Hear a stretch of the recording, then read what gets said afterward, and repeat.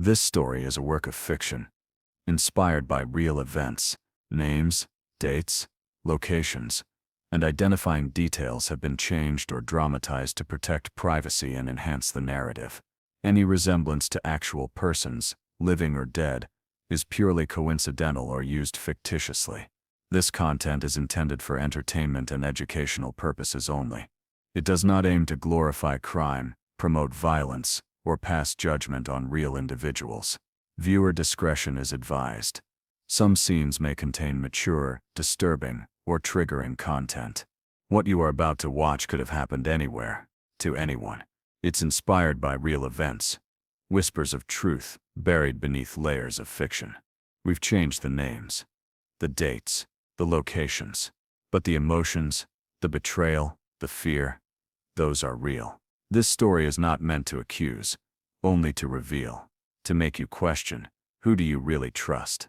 If stories like this keep you thinking, long after they end, hit subscribe, smash like, and drop your theory in the comments.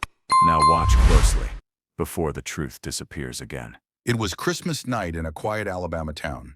Snowflakes drifted under the glow of street lamps, softening the world into silence.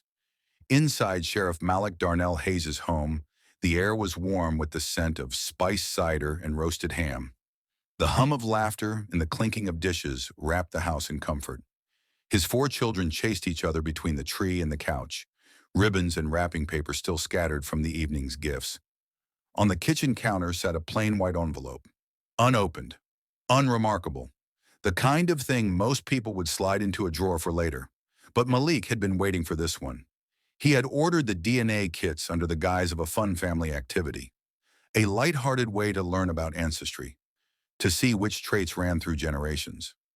That's what he told Angela, his wife of 18 years.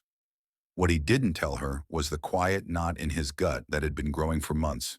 He stepped away from the living room, the sound of his family's laughter fading with each step. In the kitchen, the light seemed harsher, the air colder. He broke the seal of the envelope and slid out the papers. Black text on white paper, numbers, percentages, lines that didn't make sense at first glance. He scanned the page once, then again, his eyes locking on the match results. The children were his, in name, but the genetic markers told another story. All 4 matched to one man, and it wasn't him, it was his father. The sound in the kitchen dimmed until all he could hear was his own heartbeat. A faint ringing filled his ears. The lights above flickered slightly, or maybe it was just the sudden blur of his vision. Somewhere in the living room, Angela's voice called his name, but he didn't answer. He slid the papers back into the envelope and tucked it into his coat pocket. When he stepped back into the glow of the Christmas tree, the smile on his face was practiced, his voice steady. No one noticed the change in his eyes. No one but him knew that the night's peace had already been shattered. In a matter of days, the life they all knew would collapse. Trust would be replaced with suspicion. Family ties would become chains. And before winter ended, blood would be spilled. If you've ever thought you could handle the truth, you may want to think again, because what you're about to hear isn't just a story of betrayal. It's a story of what happens when the truth comes home for Christmas and refuses to leave. Before we continue, make sure you're subscribed, because in this channel, we don't just tell you what happened. We take you inside it. Every twist, every revelation, every moment that changes everything. And when you finish this story, you'll be asking yourself one question. What would you have done? Sheriff Malik Darnell Hayes had built his life on 2 pillars: service and family. Born and raised in the same Alabama county where he now wore the badge, Malik was a man who seemed rooted, immovable. His career spanned more than 2 decades. He had seen the quiet strength of his community during hard times and the dark cruelty that could surface without warning. Yet no matter what crossed his desk, armed robberies, domestic disputes, missing persons, he carried himself with an unshakable calm. That calm was learned. As a boy, Malik had grown up under the watchful eye of his father, Caleb Raymond Hayes Sr. Caleb was a man of contradictions. On the one hand, he was a provider, a storyteller, a man who could light up a room with his laughter. On the other, he was restless, always chasing work and women, and often gone for days driving his rig across state lines. The Hayes family name carried weight in town, not because of money or politics, but because they were survivors. Whatever trouble found them, they seemed to walk away standing. Malik's mother, Patricia, had passed away when he was 17. Her absence was the quiet ache that followed him into adulthood. Caleb never remarried, but he never lacked for company. Still, Malik looked up to him, not for his flaws, but for his resilience. That was the image Caleb maintained for decades. Angela Patrice Hayes had met Malik at a church youth event in her early 20s. She was the kind of woman whose presence steadied a room. Dark, searching eyes that could hold you accountable without a word. She worked as a coordinator at a local outreach center, helping families with food, housing, and school supplies. Those who knew her admired her persistence. She had grown up in poverty, fought her way through community college, and built a life defined by service just as Malik had. Their marriage had survived the storms that so often break others apart. When money was tight, they managed. When Malik's job pulled him into danger, she stood by him. The two of them had carved out a life in a modest brick home on the edge of town. And then came their children. Jalen, the eldest at 16, thoughtful and protective of his younger siblings. Mariah, 14, sharp-tongued but fiercely loyal. Tyson, 10, restless and curious, always asking questions no one else dared to. And baby Layla, only 3, the light of the family, whose laughter could cut through the worst of days. Caleb had been there for all of them. Birthdays, graduations, first days of school. He brought them gifts from his trucking trips, taught Jalen how to change a tire, helped Tyson build a birdhouse, slipped candy into Mariah's backpack, and carried Layla on his shoulders through the county fair. To anyone looking in from the outside, it was the picture of a devoted grandfather. But from the inside, Malik had begun noticing small things. Caleb's interest in the children wasn't just warm, it was constant.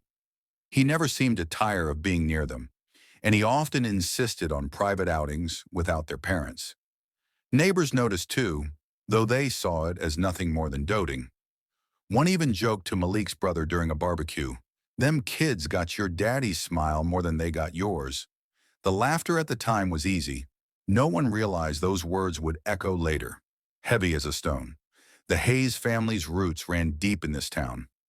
Generations had lived, worked, and died within a few miles of each other.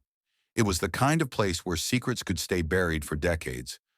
But when they surfaced, they could split the soil wide open. For Malik, Christmas night wasn't just about opening an envelope. It was the moment the ground beneath him began to crack. He didn't know it yet, but the truth had been sitting in plain sight for years, wrapped in the everyday gestures of family life. And when that truth finally stood exposed, there would be no way to put the pieces of his world back together again. It started with a joke, the kind meant to be harmless, tossed into the air like a feather, never intended to land with weight. Malik was at his brother's backyard barbecue one summer evening when an old friend of the family leaned over with a grin. "Man, your daddy's genes are strong. Those kids got more of his smile than yours." The laughter that followed was easy, effortless. Malik chuckled along, shaking his head. But the words lodged themselves somewhere deep, the way a splinter works under the skin, invisible at first, then impossible to ignore. Through the fall, Malik noticed things he had always brushed aside. Caleb's visits were frequent, too frequent. It wasn't unusual for a grandfather to love his grandchildren, but Caleb's attention was unwavering, almost possessive. He'd pick the kids up from school without being asked. He'd insist on taking them for ice cream on weekends, just the 5 of them. And whenever Angela offered to join, Caleb would smile and say, "Nah, you and Malik need your time." Then came the message. Early December, Angela's phone buzzed while Malik was drying dishes. She glanced at the screen, frowned, and set it face down. When Malik asked, she brushed it off. Wrong number. But something in her tone, in the way she avoided his eyes, made him remember it. Later, while she was putting Layla to bed, he picked up her phone and scrolled. The message was short, unsigned. "You should really find out who your kids belong to." No explanation, no name, just the words, cold and final. Malik didn't say anything that night. He didn't accuse her. He didn't ask questions. But inside, something shifted. The message scratched at him during patrols, at the dinner table, in the quiet before sleep. A week later, Malik walked into a pharmacy on the far side of the county. He didn't go to the counter. Instead, he picked up 4 sealed DNA kits from a small rack near the back, the kind families buy for ancestry tracing. He added one more for himself and one for Angela. When she saw the boxes at home, he told her it was just for fun, a holiday activity. They'd all swab their cheeks, send them in, and learn which countries their ancestors came from. Angela hesitated, then agreed. She'd never been one for family tree projects, but Malik seemed genuinely interested. And maybe she thought it could be something lighthearted to distract them from the usual December stress. In the days that followed, they all sat at the kitchen table, each taking their turn with the little white swabs. Caleb stopped by while they were sealing the envelopes. He laughed when he saw the kits. "Can't tell you much you don't already know," he said. "We're Hayes blood all the way." Malik smiled back, but the smile didn't reach his eyes. The kits went into the mail the next morning, and for a week the thought of them drifted to the back of Malik's mind, buried under holiday preparations and work calls. Then on December 23rd, the envelope arrived. It was placed with the other mail on the kitchen counter, unnoticed by most, but not by Malik. For 2 days he left it there, unopened. It wasn't fear exactly. It was the knowledge that once he looked inside, he couldn't go back. Once the truth was seen, it couldn't be unseen. And yet the envelope waited, silent, patient. By Christmas night, the weight of it was unbearable. The Hayes family Christmas was loud and warm, the kind of night Malik had always wanted for his children. Colored lights blinked along the porch railings, the smell of roasted turkey filled the air, and Angela's laughter mingled with the high-pitched voices of the kids. Caleb was there too, sitting in his favorite armchair near the tree, his boots off, socks mismatched as he rocked Layla gently on his knee. It looked perfect. It felt perfect. And yet to Malik it all felt staged, as if the night itself were holding its breath. The envelope was still on the counter. He had avoided it for 48 hours, but now it seemed to hum with its own presence, pulling at him. He couldn't focus on the carols his daughter was singing, couldn't feel the warmth of the cider in his hands. Every time Caleb glanced his way, it was as if the paper in that envelope grew heavier. When the moment came, it was almost natural. Malik excused himself to the kitchen under the pretense of checking on the dessert. He closed the door behind him, shutting out the laughter. The kitchen was still, the only sound the hum of the refrigerator and the faint whistle of wind outside. The envelope lay by the fruit bowl, harmless and plain. His fingers hovered over it for a moment before tearing the seal in one quick motion. The flap opened with a soft rip, and the paper slid free, cold and stiff in his hands. Black ink, clinical formatting, a sterile summary of genetic truth. At first his eyes scanned the familiar names: Jalen, Mariah, Tyson, Layla, each followed by a string of numbers and percentages. Then came his own results, and Caleb's. Malik's stomach tightened. The children's profiles should have shown a direct paternal match to him. They didn't. Instead, each one listed Caleb Raymond Hayes Sr. as the biological father. Not one child, not two, all 4. The room seemed to tilt. Malik gripped the counter with one hand to steady himself. The blood in his ears pounded so loudly it drowned out the distant sound of Angela's voice calling for him. He looked again, willing the words to change, for the lines to rearrange into something else. But they stayed the same. 4 children, his father's blood. 1,000 small moments reeled through his mind at once. Caleb's presence at every birthday, the way he always hugged the kids a little longer than most grandfathers, the unexplained times he insisted Angela rest while he helped out. Even the old joke from the barbecue, "Them kids got your daddy's smile." It wasn't a joke anymore. It was a confession nobody knew they were making. The air in the kitchen felt thick. Malik could smell the faint scent of pine from the tree in the other room, hear the muffled cheer of Silent Night being sung off-key by his children. Every detail pressed against him, surreal and sharp. He didn't storm back into the living room. He didn't shout or demand answers. He folded the papers slowly, deliberately, as if each crease gave him a moment to breathe. He slid them back into the envelope, tucking it deep into the inside pocket of his coat hanging by the back door. When he re-entered the room, the shift in him was invisible to anyone else. Angela was pouring coffee. Caleb was setting Layla back into her playpen. The kids were bickering over a board game. Malik smiled, the kind of smile that made people believe everything was fine. He sat down beside Angela, kissed her on the temple, and took her hand in his, a gesture she welcomed without hesitation. But inside, something was breaking apart. The man who had walked into the kitchen minutes earlier had been a husband, a father, a son. The man who walked out carried the knowledge that those roles had been rewritten in ways he couldn't undo. Later that night, as the house settled into quiet and the snow fell heavier outside, Malik lay in bed staring at the ceiling. Beside him, Angela's breathing was steady, unaware. Down the hall, his children slept. Caleb had left hours earlier, his old truck rumbling away into the dark. Malik thought about waking Angela, confronting her, demanding the truth in whispered arguments so the children wouldn't hear. He thought about calling his brother, telling him what he had learned. He thought about walking out the door and never coming back, but he did none of those things.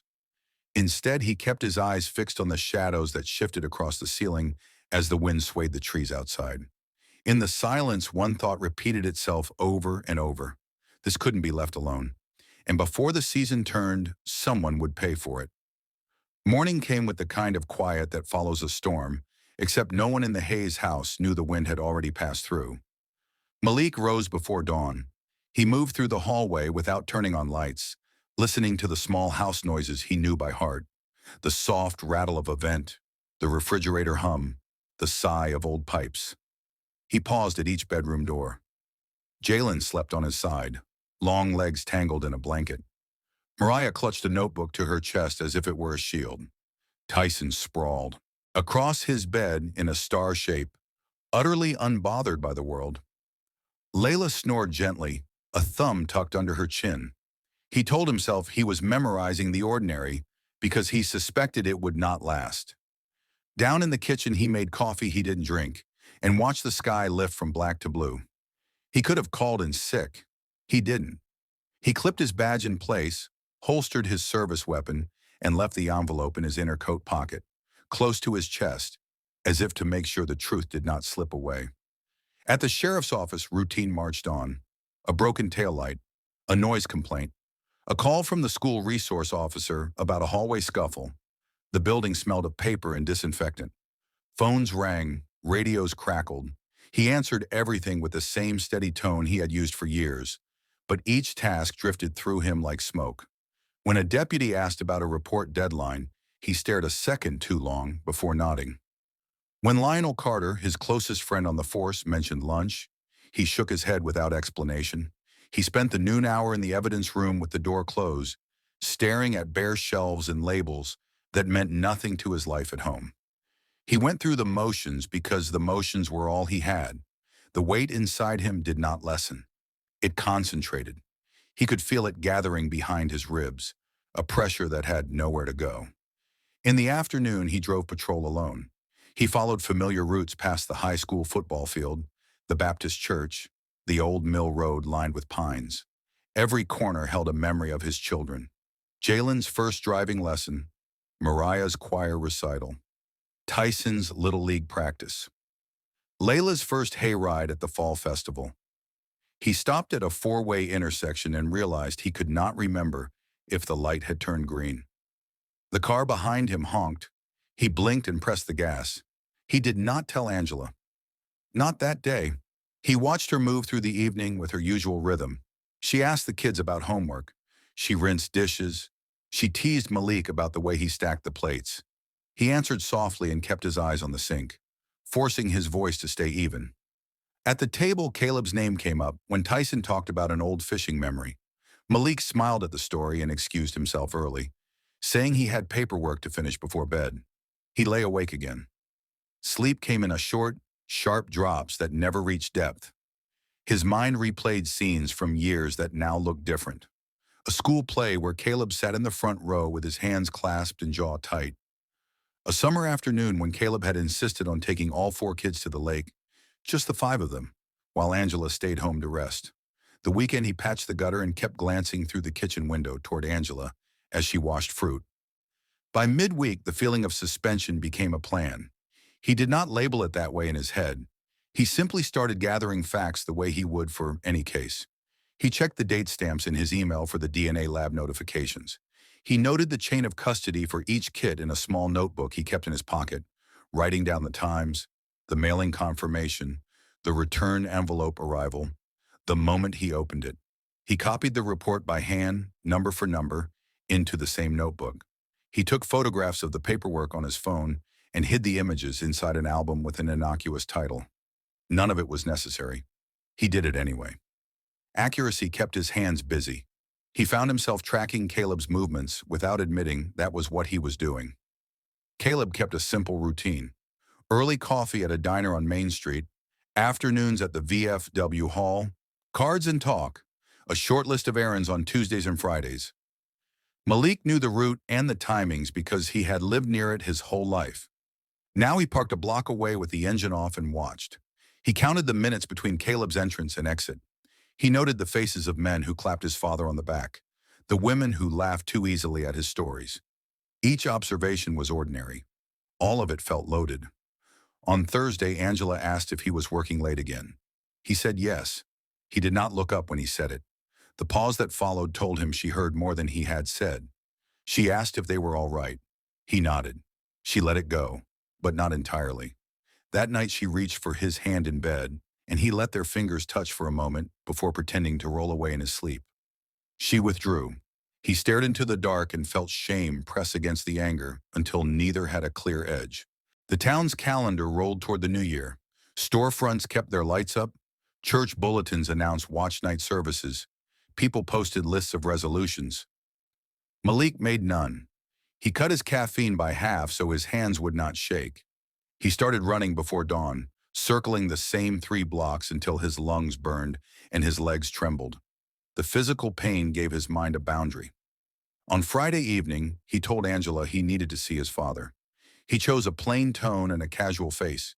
She studied him, then asked if everything was okay. He said it was time to clear the air about old family matters. She asked if she should come. He said no. She nodded slowly and laid a dish towel across the counter, smoothing it with her palm. He noticed that small motion and could not decide if it held guilt, worry, or nothing at all. He met Caleb at a park on the edge of town, a place where men in their 60s walked in pairs after supper. They sat on a bench with space between them. They spoke about football and road work. Their words floated a few inches above the ground, careful and light. When Malik finally mentioned the DNA kits, the silence changed. Caleb asked why a man his age needed to go chasing stories about ancestry. Malik said people like to know where they come from. Caleb chuckled in a tired way and said a person is more than a test tube. The rest of the talk went nowhere. They stood, exchanged a brief half hug that never closed, and walked to their cars. That night, Malik opened the notebook again. He wrote down what had been said, even the parts that sounded like avoidance. He copied the exact phrasing he could recall, his pen leaving a hard groove in the paper. He closed the notebook and placed it with the envelope inside a lockbox at the back of his closet. Saturday brought tasks that filled hours without meaning. He fixed a cabinet hinge. He changed a headlight on Angela's car. He trimmed the little maple tree in the front yard that had grown crooked. The children played in bursts, moving between the living room and the backyard. Every time they passed, he searched their faces and saw only what he had always seen. A son working to be a quiet man, a daughter trying on her voice, a boy who refused to sit still, a toddler whose joy had no ceiling. He wondered what they would remember about this winter when they were older. He wondered if the memories would carry warmth or only fragments of a house where the air felt tight. On Sunday, he sat in church and listened to a sermon about truth and mercy. The words landed like stones and then rolled off. After service, Caleb stood with the deacons near the steps, telling some long story about an ice storm in '98. People laughed. Someone clapped him on the back. Malik noticed the way his father's eyes skipped over him for a second too long before landing. That skip recorded itself in Malik's mind. He stored it next to the envelope and the notebook and the running routes and the bench talk that had no center. He began to avoid the kind of conversations where he might say too much. Lionel tried again to catch lunch. Malik waved it off, promising next week. Two deputies asked if he had plans for New Year's Eve. He said family movie night. Angela told the kids they would bake cookies and play board games. He nodded because the scene sounded like something a good father would choose. On Monday morning, a domestic call came over the radio. A husband and wife arguing on a quiet street not far from the Hayes house. Malik arrived to find a broken mug on a kitchen floor and two people who had said things they could not unsay. He separated them into different rooms and listened. He gave the man a choice between cooling off at his brother's place or spending a night in a cell. He gave the woman a card for a counselor the county paid for. He left the house and sat in his cruiser a full minute before keying the mic to go back in service. He could handle other people's trouble with clarity. His own refused to submit to any policy he knew. That night, Angela set a plate in front of him and asked if he wanted to talk. He told her work had been long. She waited. He took a bite he could not taste and told her Lionel was worried about staffing in January. She accepted the small talk and turned the conversation toward school supplies and laundry. The gulf between them measured itself in regular, domestic words that never reached the point. Late, after the children were down, he stood at the back door and looked into the yard. Cold air seeped through the glass. The porch light caught dust motes moving in slow lines. He thought about leaving the house and driving with no destination, just to feel the car carry him somewhere clean. He thought about waking Angela and placing the envelope in her hands and asking a question that had only one answer. He thought about visiting his father and ending the matter face to face. He did none of those things. Instead, he drew a line through the week in his notebook and wrote a sentence he had never written before. He wrote that the center of the family had shifted and would not return to its old place. He wrote that he could not carry knowledge and pretend it weighed nothing. He added a date and closed the book. New Year's Eve arrived with fireworks at a distance, and a movie paused halfway through while the kids ate cookies on the couch. Angela rested her head on Malik's shoulder, and he let it stay there. The countdown on television rolled toward midnight. In the first seconds of the new year, Malik kissed Angela gently and wished her a happy one. He meant the words because he wanted them to be true. The envelope in the closet said otherwise. The days after Christmas had given him no relief and no release. They had only sharpened the edges around a decision he still refused to name. He understood himself well enough to recognize the pattern. He was a man who moved slowly until he moved all at once. The week had been the slow part. The next part would not be slow. He set his alarm earlier than usual for the first day of January. He would run while the town slept. He would shower and shave and put on the uniform that announced calm to everyone who saw it. He would keep a steady voice for his children and a steady hand at work. He would carry the lockbox key in his front pocket. He would hold his father's face in his mind with the clarity of a photograph. The plan formed without a word. It sat where the truth sat. It waited. The first Sunday of January carried a chill that pressed close to the ground. In the half-light before dawn, Malik stood at the bathroom sink and watched condensation gather along the mirror's edge. He shaved slowly, not to tidy his face, but to pass minutes he did not want to meet head-on. When he finished, he placed the razor down with care, as if a small noise might change the course of the day. He chose plain clothes, a gray thermal beneath a flannel, a worn field jacket with deep pockets, boots that had seen winters along creek banks and gravel turnouts. He left his badge on the nightstand. He took his phone, his keys, and the lockbox key that had not left his pocket since Christmas night. He paused at the doorway to the bedroom. Angela slept on her side, blanket pulled over one shoulder. In the quiet, he felt the old comfort and the new distance sit together without touching. Outside, the sky carried that clear, colorless look that arrives before sunup. He warmed the truck and let the defroster fan run until the glass cleared. The neighborhood was still. Only the porch light from the house across the street offered proof that anyone else was awake. He pulled away without the radio, letting the tires hum on asphalt. The hunting cabin sat 30 minutes out, past the last subdivision, beyond the county road where pavement gave up and red dirt took over. It belonged to an old friend of Lionel's who worked construction and kept the place for turkey season. Malik had helped mount a stove there once and knew the spare key lived under a flat rock by the steps. He also knew no one would be there on a cold January morning. The road narrowed and bent around winter bare trees. He parked short of the clearing and cut the engine.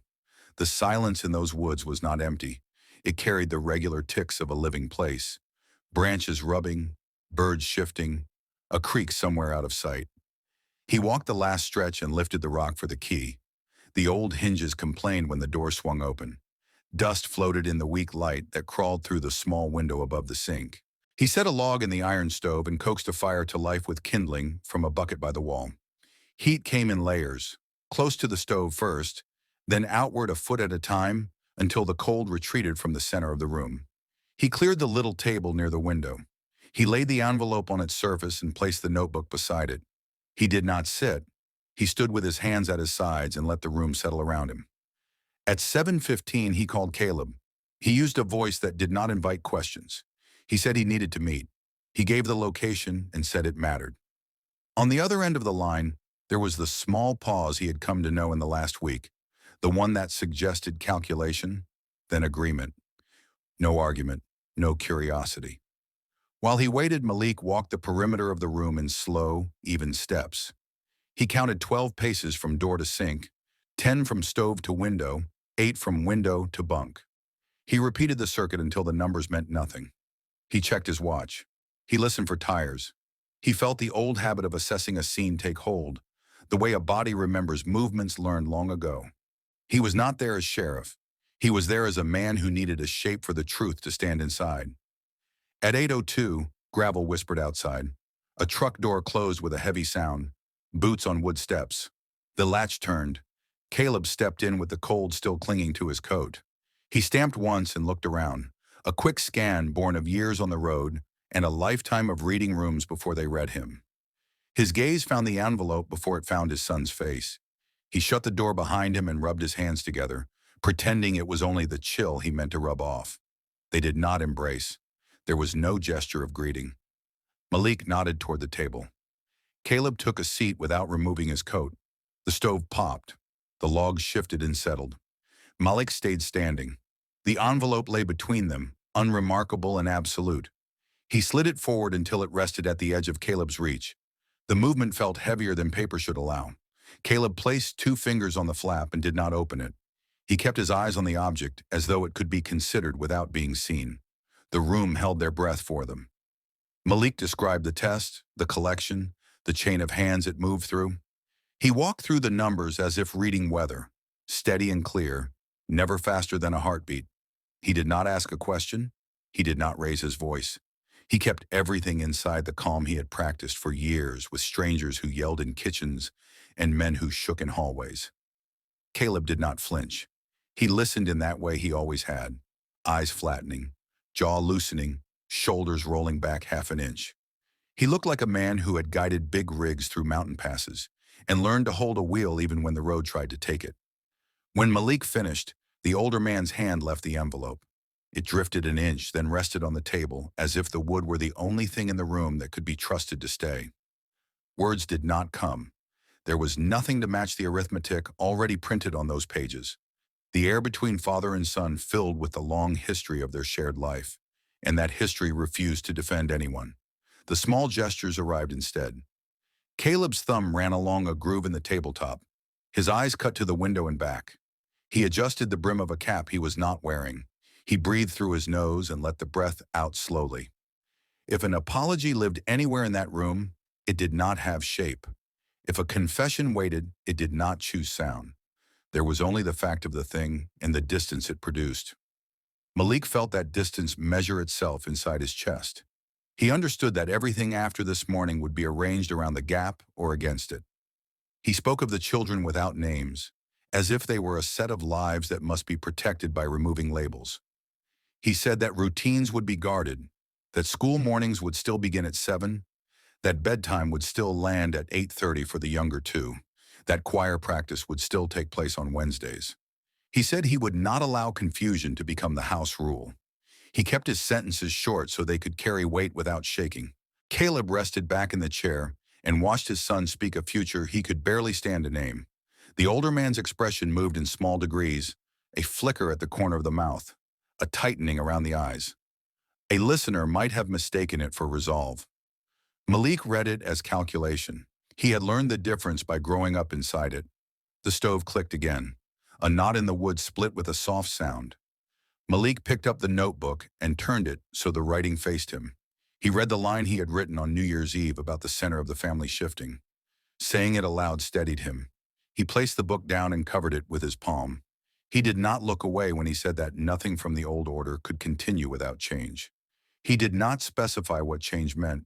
He did not need to. Caleb stood, the chair legs scraped. He buttoned his coat with deliberate care, one button to each breath. He placed the envelope exactly where it had begun on the table, neither claiming nor rejecting it. He looked at his son in a way that stripped the room of time. A father measuring a child, a man measuring a man. The old pattern stood side by side with the new fact. They clashed without sound. He reached for the door. Malik did not move to block it. There was nothing more the cabin could provide. Outside, the cold took the space the stove had borrowed. The older man stepped down to the clearing and walked to his truck without turning back. The engine turned over. Gravel scattered. The sound thinned and then left. Inside, Malik stood until the stove burned low. He gathered the envelope and the notebook and slid both into his jacket. He poured ashes into a metal pail and set the pail outside the back step to cool. He locked the door and replaced the key under the flat rock. He walked the path back to his truck with measured steps so that his breathing would not quicken from anything but the climb. The drive home cut through fields winter had pared down to bone. He kept the speed below the limit and the radio off. At an intersection near the feed store, a pair of crows picked at something frozen along the ditch. A man in a green hat rolled a gate closed behind his cattle. Life continued with the indifference that follows every private catastrophe. He reached the edge of town and passed the sign that announced its name. He had driven past it thousands of times.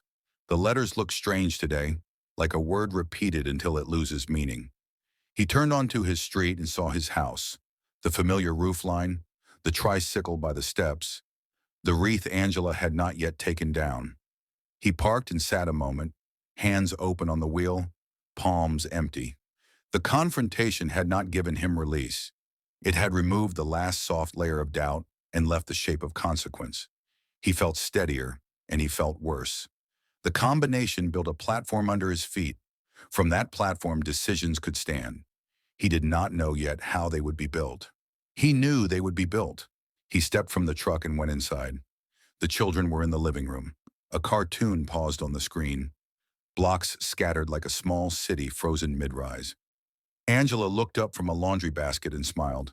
The kind of small smile a wife gives a husband on an ordinary morning. He matched it with care. He hung his jacket. The lockbox key stayed in his pocket. The envelope and the notebook waited in the closet where the dark kept everything the same, at least until a hand reached in and pulled it into light. The first weeks of January blurred into each other. The days were steady on the surface, shaped by patrol routes, shift changes, school drop-offs, and quiet dinners. But underneath, Malik's sense of time had shifted. It no longer moved in weeks or days. It moved in pressure, a pressure that grew every time Caleb's name was spoken, every time Malik saw the man's face, or heard his laugh, or caught the echo of his voice from another room. Caleb didn't avoid him. In fact, his presence seemed to grow. He stopped by the house more often than before. Some visits lasted minutes, others longer. He'd drop off fresh vegetables from a roadside stand, or a fishing magazine for Tyson, or a dress for Mariah. When Malik came home early one afternoon and saw Caleb in the kitchen with Angela, the image stayed fixed in his mind long after Caleb left. Angela leaning against the counter, Caleb standing just a little too close as he handed her a cup of coffee. Malik didn't speak of it. He stored it alongside every other image that had been gathering since Christmas night. Each one was a brick, and together they were building something solid inside him, something heavy that didn't shift when he tried to shake it loose. At the station, Lionel noticed the change. On patrol together, Malik drove slower. He paused longer before answering his radio. His reports were still precise, his uniform still pressed, but his focus was split. Lionel asked if something was wrong at home. Malik said no. Lionel didn't believe him, but years of friendship had taught him when not to push. Angela, too, began watching him more closely. She noticed his eyes moving toward the clock whenever Caleb was around. She saw the way he stood in the doorway, arms folded, when Caleb played with the kids. Once, while clearing the dinner table, she asked if he and his father had argued. Malik told her no. He smiled and touched her hand. The answer was smooth, practiced, but it didn't dissolve her suspicion. The real break came one Thursday afternoon. Malik was driving home from a meeting at the county courthouse when he spotted Caleb's truck parked outside his house. School had ended hours earlier. Angela's car was in the driveway. The curtains in the front window were drawn. Malik's hands tightened on the steering wheel. He didn't pull into the driveway. Instead, he parked 2 streets over and walked back on foot. From the side yard, he could see the kitchen window. Caleb was inside, leaning over the sink. Angela was beside him, her back to the glass. Malik couldn't hear their words, but he could see their expressions. Caleb was speaking low, his eyes fixed on her. Angela's head was slightly bowed. She reached up, brushed a loose strand of hair behind her ear, and kept her gaze on the counter. Malik stayed there for several minutes, motionless, until Caleb stepped away from the sink and into the living room. Malik backed away into the shadows and returned to his truck. He didn't go inside that night until Caleb's truck was gone. The image replayed in his head like a loop. Angela's lowered eyes, Caleb's stance, the small distance between them. It mixed with everything else he'd stored. The DNA report, the unanswered questions, the look in Caleb's eyes during the cabin meeting. That weekend, Malik began preparing. The work was quiet, deliberate. He drove to a pawn shop in a neighboring county where no one knew him. He bought a revolver, cash, no receipt with his name on it. He stored it in a locked toolbox in the garage behind a stack of old paint cans. He cleaned it at night when the house was asleep, his movements automatic, his mind running over possible scenarios without forming a final picture. He changed his patrol shifts where he could, freeing up hours in the evenings without raising suspicion. He reviewed the schedule for the month, noting when Caleb would be attending a veterans breakfast, when he'd be at the VFW hall, when he'd likely stop by the house. Malik didn't write these times down. He memorized them. The decision didn't arrive all at once. It built in layers. A glance one day, a sentence the next. The accumulation of years of trust that had turned into a wound too deep to close. Malik had always been a man who acted when the facts were clear. Now the facts were clearer than anything he'd ever worked. Angela noticed the way he moved differently through the house. He wasn't restless. He was exact. His keys always in the same spot. His jacket zipped up even when he was only stepping into the yard. The children felt something too, though they couldn't name it. Jalen became quieter. Mariah asked fewer questions. Tyson kept his distance when Malik entered the room. Layla, too young to understand, clung to Angela more often. By the third week of January, Malik knew the moment was coming. Not because he had chosen a date, but because his thoughts no longer circled around if. They only circled around how. The tipping point wasn't loud. It came on an ordinary Tuesday. Malik was leaving the station when his phone buzzed with a message from Angela. "Your father came by to see the kids. Said he might stop again tomorrow." It was the last brick, the one that made the wall inside him complete. He put his phone back in his pocket, walked to his truck, and sat for a full minute before starting the engine. The decision wasn't a burst of emotion. It was a steady thing now. Solid. Fixed. From this point on, every move would lead in one direction. The night came without ceremony. No storm, no blackout, no sudden shift in weather. Just a cold, steady rain that tapped against rooftops and pooled in the low places along the roads. The kind of night that keeps most people home. Curtains drawn, lights low. Malik's patrol shift ended at 6. He drove home, ate with the family, and sat through the evening like any other father. He asked Tyson about school. He laughed at something Mariah said. He poured Angela a glass of tea. To anyone watching, nothing about the night hinted at what it carried. At 8, Caleb called. His voice was casual. He said he was heading to the bar for a couple of hours to meet some old friends. Malik told him to have a good night. The exchange lasted less than 30 seconds, but Malik was already forming the route in his head before the call ended. At 9:15, Malik kissed Angela on the cheek and told her he had paperwork to finish at the station. She nodded, trusting the routine. He put on his jacket, the same one that had carried the envelope for weeks, and stepped into the wet night. The revolver was in the inner pocket, wrapped in an old t-shirt. The drive to the bar was unhurried. Rain streaked the windshield, blurring the streetlights into long, trembling lines. Malik parked 2 blocks away in a lot behind a shuttered store. He sat for a moment, listening to the rain against the roof of the truck, his hands resting still on the wheel. At 10:30, Caleb emerged from the bar, laughing with two other men. They shared a few words by the door before the others headed to their cars. Caleb walked toward his truck alone, his boots splashing in the shallow puddles along the sidewalk. Malik started the engine and pulled out, keeping his distance as Caleb turned onto the road leading toward the edge of town. The streets were nearly empty, the rain muting the sound of both vehicles. A mile later, Caleb signaled right, pulling into the parking lot of an old freight depot long out of use. Malik followed, the decision already made. Caleb stepped out of his truck, the brim of his hat dripping water. He recognized Malik's vehicle and didn't look alarmed, but his face carried a question. Malik got out, the revolver heavy but familiar in his pocket.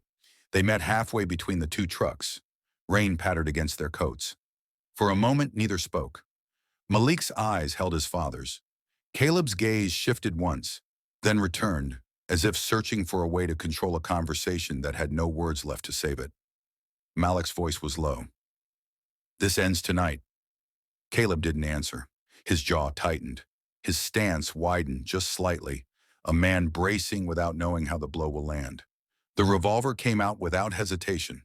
The first shot cracked through the night, sharp against the steady rain. Caleb staggered back, surprise flashing before the pain. The second shot came fast, then the third. The fourth ended it. Caleb collapsed onto the wet asphalt, the rain already mixing with the dark pool spreading beneath him. Malik stood over him, breathing steady, the sound of the shot still ringing in his ears even as the night returned to the sound of rain. He looked down at the man who had raised him, the man who had taken more than blood from him, and felt nothing he could name. Not relief, not victory, only the quiet that comes when a decision has no more steps left. Malik turned, walked back to his truck, and slid the revolver from his hand into the old t-shirt. He drove to the county bridge, the one that spanned the deep black water of the river, and tossed the wrapped gun into the current. The splash was small, swallowed instantly by the rain. When he reached home, the house was silent. Angela was asleep. The children's rooms were dark. Malik hung his jacket, placed his boots by the door, and stood in the kitchen for a long time, listening to the rain fade into the distance. The murder was not an eruption, it was an end, and it left a space so wide inside him that he could not yet tell whether it would stay empty or fill with something worse. Freight depot worker, arriving early to inspect the old building for a potential sale, spotted the truck still parked in the lot. At first, he thought the man slumped on the ground beside it was passed out drunk. But when he stepped closer, the dim light from the security lamp caught the wrong kind of stillness. The rain had stopped hours earlier, but the asphalt beneath the body was still wet, not from the sky. By 6:15 a.m., the lot was swarming with uniforms and cruisers. Crime scene tape flapped in the cold wind. Flashing lights painted the corrugated metal walls of the depot in blue and red. Detective Lionel Carter arrived minutes later, coffee in hand, expression unreadable as he took in the scene. The victim's wallet identified him immediately. Caleb Raymond Hayes, Sr. Lionel had known Caleb most of his life. He had fished with him, traded jokes at barbecues, sat across from him at the VFW hall. Seeing him here, reduced to a case file before the sun had fully risen, put a weight in Lionel's chest he couldn't shake. But the job demanded precision, not sentiment. He scanned the lot. No signs of a struggle. 4 casings on the ground, evenly spaced. The grouping was tight, deliberate, not the work of someone firing wild in panic. Whoever had done this had been close, steady, and unhurried. The first questions started coming in. Who would want Caleb dead? Was it a bar fight gone wrong? A robbery? But nothing had been taken. His truck keys were in his pocket. His wallet was untouched. The motive, if it existed, wasn't here in the open. By mid-morning, Lionel was back at the station, calling through Caleb's known contacts. One name came up more than once. Malik, his son. They were seen together often, but lately there'd been rumors of tension. Nothing specific, just the way people spoke about family trouble without saying exactly what they knew. At home, Malik had been awake since before sunrise. He moved through the house quietly, careful not to wake Angela or the kids. He was halfway through a cup of coffee when his phone rang. Lionel's voice carried the weight of bad news. "They found your father this morning, at the old freight depot." Malik's answer was short, the tone flat. "What happened?" Lionel gave him the official line, "Victim of a shooting, investigation ongoing." Malik asked if they had any leads. Lionel said it was too early to tell. Then came the expected request. "We're talking to family first. Can you come down to the station?" Malik agreed without hesitation. He knew refusing would plant seeds he couldn't afford to grow. At the station, he played the role he had perfected over 2 decades. Calm, cooperative, willing to help. He told Lionel he hadn't seen his father since earlier in the week. He answered questions without over-explaining. When asked where he'd been the previous night, he said at home with his wife and children. The alibi was clean, the tone steady. But Lionel noticed small things. The way Malik kept his hands folded, palms down. The absence of the usual ease in his posture. The faint smell of rain on his jacket that didn't match the dry drive from Malik's house to the station that morning. Forensics moved quickly. The casings were sent to the lab. Tire impressions from the lot were photographed and compared to vehicles registered in the county. The security camera from the bar where Caleb had last been seen showed him leaving alone at 10:30 p.m. A vehicle followed minutes later. Headlights too far for a plate, but the silhouette was familiar. By the third day, Lionel had the revolver type confirmed from the casings. No weapon had been recovered. The river was a possibility, but dragging it would take time, and resources the department didn't have to spare without stronger leads. The whispers in town grew louder. Some thought it was a random act. Others pointed out that Caleb had no enemies, unless you counted his own blood. Lionel met with Angela. She seemed tired, her answers cautious. She confirmed Malik had been home the night of the shooting, but her eyes flicked away each time she said it. Lionel didn't press. Not yet. Back at his desk, Lionel stared at the case file. A clean scene, no robbery, 4 controlled shots, a victim with no known disputes, except a quiet, private rift inside his family. He'd known Malik for years, trusted him on cases that required a steady hand. But as the pieces began to arrange themselves, Lionel felt that trust straining under the weight of what he couldn't yet prove. He closed the file for the night. The proof would come. It always did. And when it did, friendship would not save anyone. The indictment came in early spring. By then, the winter rain had given way to brittle mornings and pale sunlight, but nothing about the air in the Hayes house felt lighter. Malik had continued working at the sheriff's office until the day deputies arrived, not in squad cars, but in an unmarked sedan, and knocked on his own door. Angela answered. She stepped aside without a word as Malik was asked to come with them. No cuffs, no raised voices, just the quiet authority of law closing a circle. The charges were read at the station: second-degree murder, possession of an unregistered firearm. The weight of the words was heavy but even. Malik's expression didn't crack. He signed the paperwork, allowed the booking photographs, and made the single phone call the law allowed. It was to Lionel. The silence on the line before Lionel answered told Malik everything about where they now stood. The town reacted in a way only small towns can, half in shock, half in certainty they had known it all along. At the gas station, at the post office, at church, whispers carried. Those who had defended Malik before now spoke more quietly. Those who had doubted him were loud.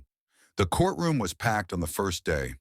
The jury pool was drawn from surrounding counties to avoid local bias, but no one in the building was free of an opinion. Reporters from regional stations set up outside, their cameras catching every step from the transport van to the courthouse door. The prosecution opened with a simple, sharp statement. Malik Darnell Hayes had motive, means, and opportunity. They laid it out like a straight road. Motive: deep personal betrayal tied to his children's paternity. Means: an unregistered revolver, never recovered but matched in type and caliber to the casings at the scene. Opportunity: knowledge of Caleb's movements, honed by years of personal familiarity and professional training. They called witnesses from the bar who had seen Caleb leave alone that night. They showed the grainy security footage that captured his second vehicle pulling out minutes later. They brought in an analyst to testify about the tire tracks found at the freight depot, consistent with Malik's truck model. Then came the DNA evidence. The prosecution didn't have to prove the affair in a murder trial, but they used it to show motive. A lab technician explained the match in calm, clinical terms. All four children biologically linked to Caleb Hayes Sr., not to Malik. The jury shifted in their seats. The gallery murmured until the judge called for silence. The defense approached differently. They framed Malik as a man under extraordinary emotional strain, a respected officer whose life had been upended by a revelation no one could bear easily. They hinted at the possibility of another shooter, someone with a grudge from Caleb's long-haul trucking days. They questioned the reliability of the tire impression analysis. They emphasized the absence of the murder weapon. Angela took the stand on the fourth day. She looked older than her years, her hands clasped tightly in her lap.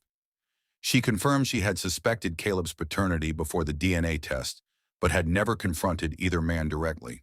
When asked if Malik had ever threatened Caleb, she hesitated, then said no. The pause before her answer hung in the air long after she spoke. Lionel was called as a witness for the prosecution. His testimony was careful, precise. He described finding the scene, the evidence gathered, and Malik's demeanor during questioning. He didn't add opinion, but the absence of warmth in his voice was its own kind of statement. Closing arguments drew the lines plainly. The prosecution told the jury that Malik had carried out a deliberate act of revenge, choosing violence over any legal or moral resolution. The defense urged them to see a man driven beyond reason by a betrayal that destroyed the foundation of his life. The jury deliberated for nearly 2 days. When they filed back into the courtroom, every seat in the gallery was filled. The foreperson stood and delivered the verdict, guilty of second-degree murder. The sentence was handed down weeks later. 25 years in state prison, with eligibility for parole after 15. The judge's words were formal, but his eyes lingered on Malik as he spoke about the responsibility that comes with authority and the damage done when that trust is broken.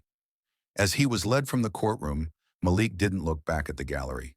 Angela sat with her hands folded in her lap, her gaze fixed on the floor. Jalen stared straight ahead. Mariah bit her lip until it turned white. Tyson's eyes darted toward the door his father had disappeared through, but Layla, too young to understand, leaned against her mother's side, tracing the seam of Angela's coat with her small fingers. The trial was over. The story in the eyes of the court was finished, but for those left behind, the sentence had only just begun. The prison bus pulled away from the courthouse with a low growl, its exhaust hanging in the early spring air. Malik sat near the back, hands cuffed, eyes forward. The road out of town wound past landmarks that had framed his entire life. The high school football field, the feed store, the diner where he and Angela once lingered over coffee on Sunday mornings. Each one passed without comment, without farewell. He wasn't sure if the ache in his chest was from leaving or from knowing that, in many ways, he had already been gone for months. Inside the Hayes home, the silence was different now. Angela moved through the rooms with deliberate efficiency, as if keeping busy could hold the structure together. The envelope and the notebook were gone, seized as evidence long before the trial ended. The coat Malik had worn the night of the murder still hung in the closet, but she couldn't bring herself to touch it. Jalen, at 16, took on responsibilities he hadn't asked for. He walked Layla to the park when Angela's shifts ran late. He checked Mariah's homework, made sure Tyson brushed his teeth. He rarely spoke about their father, but the set of his jaw mirrored Malik's more each day. Mariah withdrew into her room, filling notebooks with poetry she didn't share. Tyson asked questions Angela didn't have answers for, about what prison was like, about whether their father was safe, about why people in town looked at them differently now.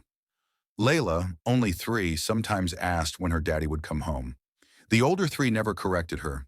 In the town, the story lingered in the air like smoke after a fire. At church, Angela felt the pause in conversation when she walked in. At the grocery store, some offered quiet support, while others avoided eye contact altogether. People had long memories here. The Hayes name, once a mark of resilience, was now spoken in lowered tones. Lionel visited Malik once, months after the sentencing. The prison visiting room was stark. Metal tables, bolted chairs, guards at the perimeter. Malik was leaner, his hair beginning to gray at the edges. They talked about the weather, about Lionel's work, about nothing that mattered. When the hour ended, they stood, shook hands, and said they'd see each other again. They never did. Angela eventually moved the family 2 counties over. New schools, new routines, a small apartment without a yard. She told herself it was for the children's privacy, but it was also to give herself a chance to breathe without the constant weight of familiarity pressing in from all sides. She stopped using the Hayes surname in public. The children kept it legally, but it became a name spoken less often. Years passed. Malik's letters came regularly at first.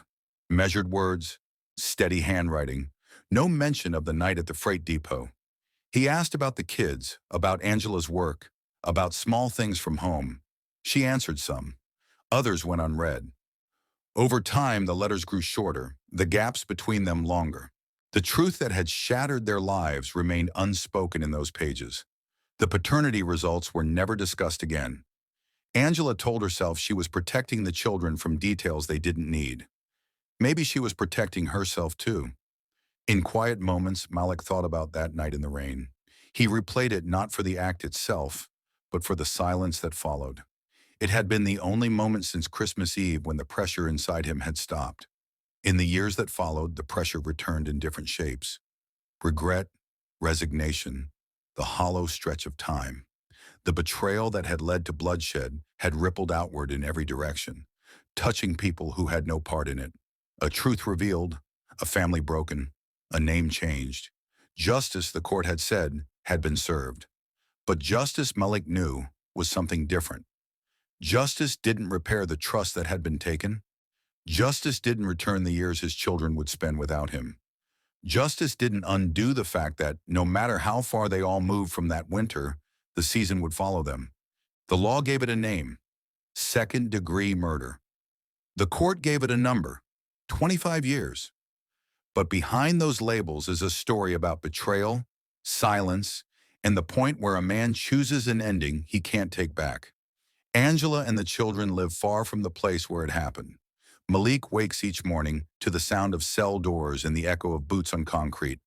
Caleb rests in the ground less than 2 miles from where he was shot. The town, as small towns do, has moved forward, but the memory lingers in glances, in whispers, in the way people lower their voices when certain names are mentioned. And that's where it sits. Not resolved, not forgotten, but absorbed into the quiet fabric of the lives it touched. If you were in Malik's place that Christmas night, holding the weight of what he learned, would you have done the same? Thank you for watching this full story. If this case kept you on the edge until the very end, hit the like button, share it so others can see it, and subscribe to the channel so you never miss the next investigation we take apart piece by piece. In the comments, tell us what you think, not just about the crime, but about the choices made long before it happened. And stay tuned, because the next story we're bringing you will prove that the truth can be even more dangerous than the lies it replaces.